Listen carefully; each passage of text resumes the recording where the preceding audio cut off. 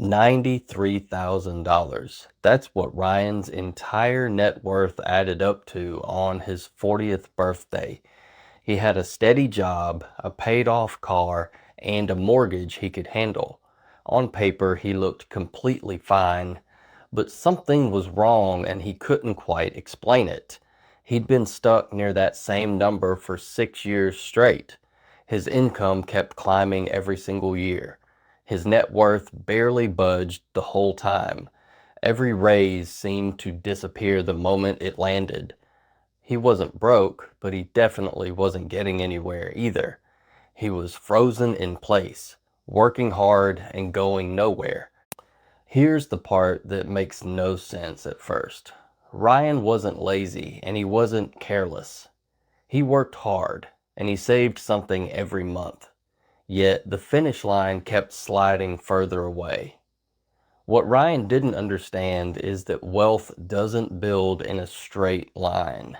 It moves through levels, like riding an elevator through a building with 6 floors. Most people get stuck on the third floor. The doors feel jammed shut, like they're never opening again. But the real reason isn't what you'd think. Here's what almost nobody tells you about building money. Your net worth doesn't rise smoothly. It jumps in sudden bursts, flattens out, then jumps again. Each floor runs on a completely different set of rules. The habits that get you up one floor won't carry you to the next. Some of them will actually trap you there. The median household in America sits around $193,000. That means half the country is below that line, and most of them are stuck exactly where Ryan was. It's the most crowded floor in the whole building. The people stuck there almost always blame the wrong thing. They think they need a bigger paycheck. The data says something else entirely. The trap on floor 3 has almost nothing to do with income. It's about timing, math, and one quiet mistake that feels responsible while it slowly wrecks you. So before you figure out which floor you're on, stick with me. By the end, you'll know exactly why people get stuck and how they get out. Let's build this building from the ground floor up. Every floor is defined by one number only, your net worth.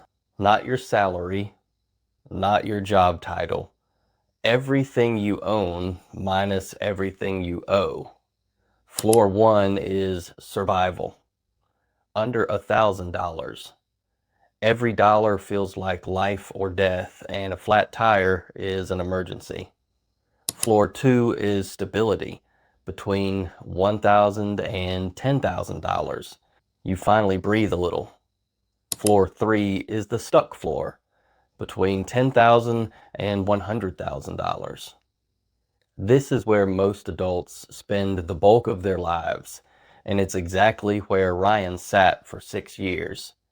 It looks like slow progress, but feels like a treadmill. Floor 4 is momentum, $100,000 to $500,000.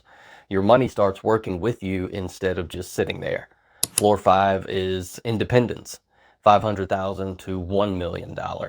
Work shifts from a requirement to a choice. Floor 6 is freedom, above $1 million. Your money finally earns more than you do.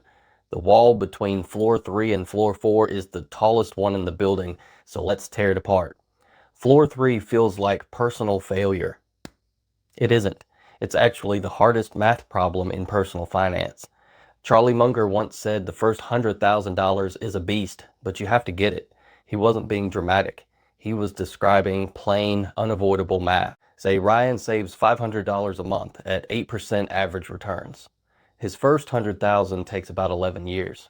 That's brutal, and most people quit around year 4. But watch what happens after that first hurdle. The second $100,000 takes 6 years. The third takes about 4. Every floor above gets faster, faster. Floor 3 is just the widest, most exhausting stretch, and most people quit right before things start speeding up. Here's the trick hiding inside floor 3. Early on, your own savings do almost all the work. 8% of $10,000 is only $800 a year, barely worth noticing. But 8% of 100,000 is $8,000. 8% of 500,000 is $40,000, close to a full salary earned while you sleep. That power stays invisible until you've funded the account for years, and most people give up right before it wakes up. Now, here's what actually locks the door shut. It's not low income. It's a rising income that gets spent too fast. When Ryan got a raise, he bought a nicer car. When he got a bonus, he redid the kitchen. Every upgrade felt earned. Every upgrade also raised his cost of living, and a higher cost of living pushes the finish line farther away. That's lifestyle creep, and it's the real jailer of floor 3. If you spend every raise, your savings rate never rises, and your savings rate decides how fast you climb, not your salary. Ryan had a coworker named Elena on the same team, earning almost the same pay. When her income went up, her spending stayed flat. She kept her paid-off car for 3 extra years and put every raise straight into index funds. It felt boring at the time. After 8 years, Ryan was still near $90,000. Elena had already crossed 200,000 and kept climbing. Same paycheck, completely different outcome. The only difference was the raises Elena refused to spend.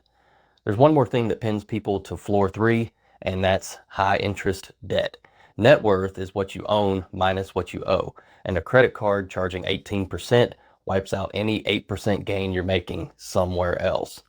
Paying that off first is a guaranteed return no investment can match. So how do you actually get off floor 3? 3 moves. Kill the high interest debt first. Freeze your lifestyle and bank every future raise. Automate your investing so willpower never gets a vote. Do those 3 things and the math takes over from there. Once you cross $100,000, everything changes. Your returns start rivaling your own contributions. The daily money panic fades into the background. Every additional dollar lands on a bigger pile, and the same effort starts producing bigger results. People who reach floor 4 often say it feels like the weight finally starts rolling with them instead of against them. Here's the part almost nobody says out loud. Floor 3 isn't where you're failing. It's where you're closest to winning and most likely to quit. Everything above it gets easier with every year that passes. The people who stay stuck aren't the ones earning the least. They're the ones spending every raise chasing a feeling, walking away 1 year before the math finally turns in their favor. Ryan eventually figured this out at 41. He didn't earn a single extra dollar to do it. He just stopped spending his raises for 3 years straight. His net worth crossed $100,000, and then it started accelerating. Nothing about his job changed. Only his relationship with the finish line did. So ask yourself one question. Is your real problem your income, or is it every raise you quietly spend? That gap between what you earn and what you keep is the only thing that actually moves you up a floor. My name is Nathan. Please show support for the channel and hit the subscribe button. It really helps and it means a lot.